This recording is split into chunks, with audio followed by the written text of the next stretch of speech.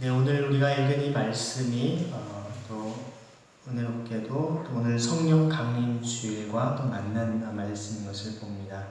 오늘 이 말씀을 통해서 우리 교회 가운데 또 여러분들의 삶 속에 우리 가정과 이민족 공동체 가운데 성령의 충만한 은혜가 간절히 넘쳐나기를 소망합니다. 특별히 이렇게 코로나 위험 가운데도 예배 오신 여러분 한 분 한 분을 축복하고요. 여러분 늘 주님의 은혜 가운데 영광에 강건하실 수 있기를 간절히 축원합니다. 지난 주간에 여러분 미국으로부터 충격적인 뉴스를 여러분들이 접했을 겁니다. 미니애폴리스에서 46세의 흑인 조지 플로이드가 비무장 상태에서 백인 경찰관 데릭 슈빈이라고 하는 경찰관이 체포하는 과정에서 목을 무릎으로 눌러서 질식사시킨 과잉 진압 사건입니다. I can't breathe. 나 숨을 못 쉽니다. 숨을 못 쉬겠습니다. 연달아 그가 애걸을 하는 이 조지 플로이드의 말을 아랑곳하지 않고 경찰관은 7분간 계속 그를 짓눌러서 죽였습니다. 문제는 주변의 시민들이 이를 보고 경찰에 강력히 항변했지만 오히려 동료 경찰들이 이 항의하는 시민들을 막았습니다. 결국 플로이드는 마마, 엄마 하면서 몇 번 되뇌다가 코피를 흘리면서 의식을 잃었습니다. 경찰관은 플로이드가 의식을 잃은 후에도 4분간 계속 목을 압박을 가했습니다. 구급차가 도착했을 때도 그를 짓누르고 있었고, 이제 구급차가 도착해서 그를 이제 인공호흡이라고 여러 가지 했지만 이미 목숨을 잃은 상태였습니다.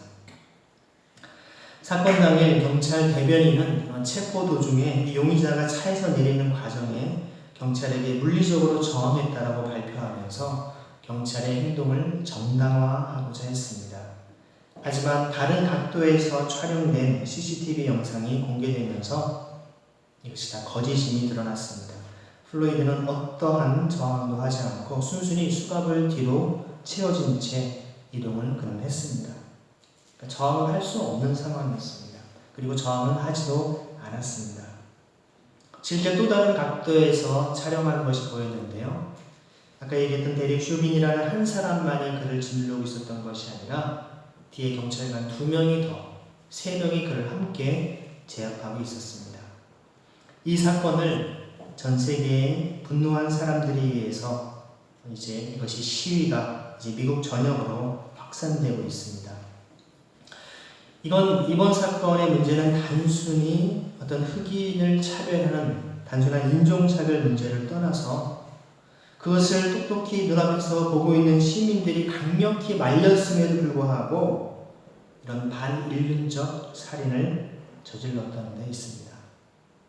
사람을 죽어가는 것이 뻔히 다 보이는데도 불구하고 계속 심지어 구급차가 왔는데도 그를 계속 짓누르고 있었던 것이죠. 그러면서 사실 짓누르고 있던 사람이 놀리면서 얘기를 합니다. 어디 하면 빨리 일어나. Get up. 3명이 짓누르고 있으면서 계속 일어나라고 아주 조롱하는 모습까지도 동영상에 그대로 담겨 있었습니다. 이로 인해서 미국 흑인에게 가해지는 이 경찰 폭력과 인종차별에 항의해서 발생한 시위가 촉발되었고, 여러분들이 어제나 그제 뉴스를 통해서 보신 것처럼 백악관으로까지 지금 폭동이 이어지고 있습니다. 지금 트럼프 대통령은 여기에 대해서 이런 폭도들에 대해서 군대를 동원해서 이들을 진압하겠다, 총격을 가하겠다, 이러한 지금 엄포를 놓으면서 지금 대응을 하고 있는 수준입니다. 어떻게 보면 코로나로 이 흑인들이 굉장히 저소득층, 어려운 사람들이 많은데 그들에 대한 실직과 굶주림에 대한 문제로 고통받고 있고, 또 이렇게 억울하게 죽은 것에 대한 애도나 여기에 대한 공식적인 사과, 책임 없이 강경 진압하고 있는 것에 대해서 전 세계는 오히려 인권을 그렇게 얘기하는 미국도 이렇게 반인륜적이고 반인권적인 것에 대해서 문제제기를 하고 있다는 것입니다. 결국 FBI하고 미네소타 형사체포국은 어쩔 수 없이 여론의 이런 문매를 맞으면서 이 데릭 슈빈을 3급 살인 혐의로 체포를 했습니다. 아마 이 살인 혐의대로 그가 재판을 받으면 제가 자료를 보니까 35년형에 처해질 수 있다라고 얘기를 합니다. 사실 미국은 연방법에 의해서 공무원에 대한 제한적 면책 특권이 주어져 있습니다. 마치 우리나라 국회의원이 어떤 법을 어겨도 바로 그를 바로 잡아가지 않고 국회의원들의 동의를 얻어서 잡아가듯이 그러한 것이죠.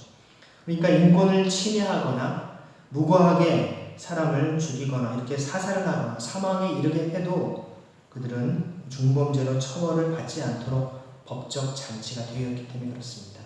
쉽게 사람을 죽여도 나는 정당방위 없다. 만약에 이번에 동영상과 CCTV가 있지 않았으면 아까 말씀드린 아까 있던 조지 플로이드라고 하는 사람은 그냥 무고하게 죽었을 것입니다. 실제로 이번 사건을 통해서 많은 흑인들이 무고하게 죽은 사건들이 여기저기에서 영상을 통해 다시금 재조명되고 있고 나타나고 있습니다.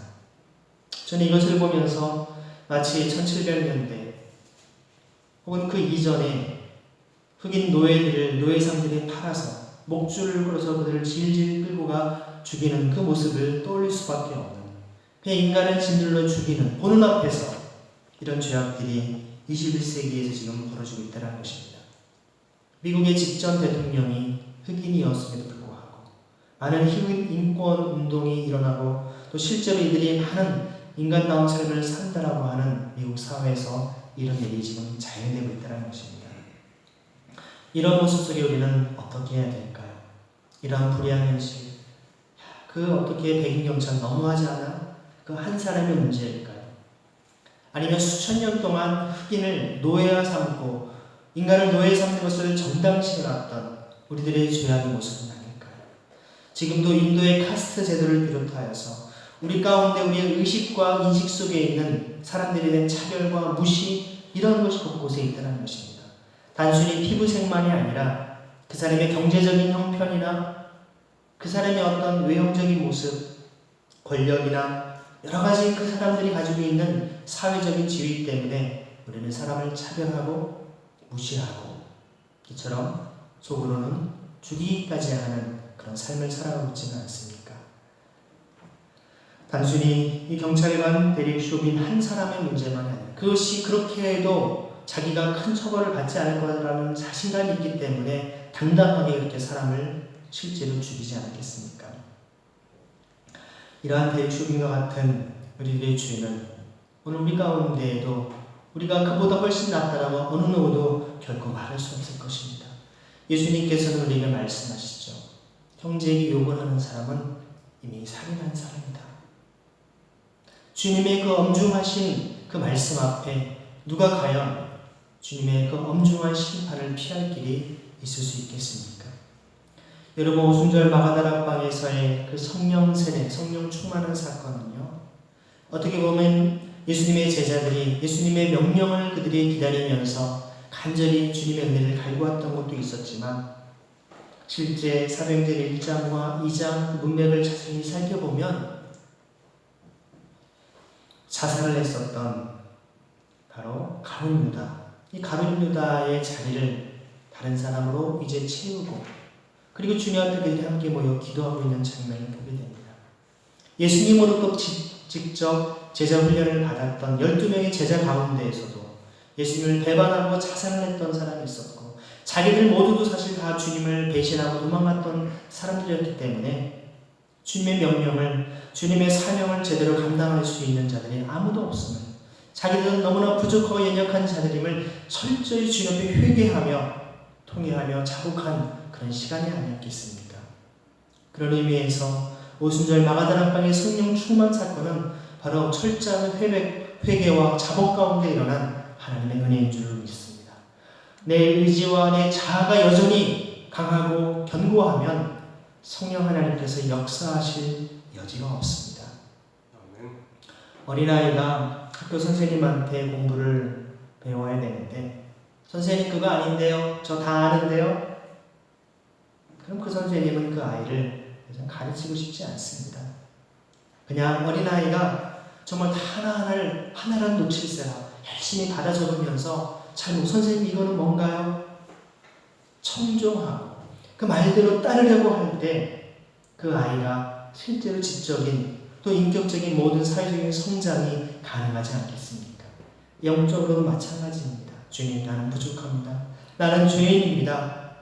나의 마음 가운데 어찌 보면 오늘 이 사건처럼 다른 사람을 짓누르고 오히려 그들을 무시하고 차별하고 억압하는 삶을 살아오는 그런 죄인입니다. 제가 그 백인 경찰관과 조금도 다를 바 없는 살인자이고 주님 앞에 정말 무지한 죄인입니다. 이런 고백이 있지 않고서는 우리에게 주님의 은혜가 임하기는 어려울 것입니다. 사실 우리가 이러한 현실들을 보면서 참 우리가 진정한 이 땅의 평화가 어디에 있는가, 진정한 은혜가 어디에 있는가 우리는 다시금 생각을 해보게 됩니다. 많은 사람들이 자신이 의지하고 있는 것 결코 무너지지 않을 것처럼 생각을 합니다. 건강 문제도 그렇고요. 또 여러분들이 벌어놓은 재산과 또 사람과의 관계, 또 사회적 지위, 이 정도면 나는 됐지, 이 정도면 성공한 인생이야. 아마 이렇게 자부하면서 우리 스스로를 위로하고 또 뿌듯해하며 우리는 살아갈 것입니다. 하지만 그러한 곳에는 주님의 은혜가 임하기가 어렵습니다. 정말 주님의 은혜가 간절히 있지 않고서는 제가 단 하루도 살 수 없습니다. 고백하지 않고서는 주님의 강력한 은혜와 역사하심이 어떻게 가능하겠습니까? 우리가 정말 하늘로부터 비롯되는 참된 평화가 없이는 오늘 하루하루를 살아갈 수 없습니다. 고백하는 그 은혜가 저 여러분 가운데 있기를 간절히 소망합니다. 사실 오늘 말씀 가운데 보면 베드로가 이제 예수님이 어떠한 분이시고 어떤 일을 하셨는지를 그 앞에 37절부터 쭉 이야기를 합니다. 예수님의 사역과 희년을 선포하신 사역을 이제 베드로가 다시금 선포하고 있는 것을 보게 되고요. 그리고 또한 예수님께서 이제 하신 일과 함께 십자가에 죽으심, 부활하심, 그리고 다시 오실 재판장으로서 우리에게 영원한 심판자로 오실 것을 분명히 이야기하고 있습니다. 예수님에 대한 말씀을 선포할 때 오늘 본문 말씀대로 이 말을 듣는 모든 사람에게 성령이 내리시는 역사를 보게 됩니다. 사실 우리가 성령께서 역사하시는 그 비결을 우리는 주목해야 할 필요가 있습니다. 제가 지난주에 말씀드린 대로 이 고넬료가 가이사랴의 이제 총독을 함께 이렇게 그를 도와주고 또 어떤 군사적으로 그를 이렇게 옹호하고 있는 실제로 이제 군대 장교입니다. 백부장이라고 얘기를 했습니다. 백부장인 군대의 어떤 장교로서 실제로 유대 총독을 호위하면서 자신의 수하 군인들과 또 가족들과 함께 지내는 사람이었는데 자기의 가족들과 친구들, 아마 군인들 가운데에서도 이미 신앙을 가진 그런 군인들을 다 모아놓고 그 당시 예루살렘 교회의 지도자인 바로 베드로 사도 초청 아마 전도 집회를 했다고 볼 수 있습니다. 하지만 여러분 지난번에 말씀드린 대로 이 고넬료라고 하는 사람은 바로 천사의 음성을 듣고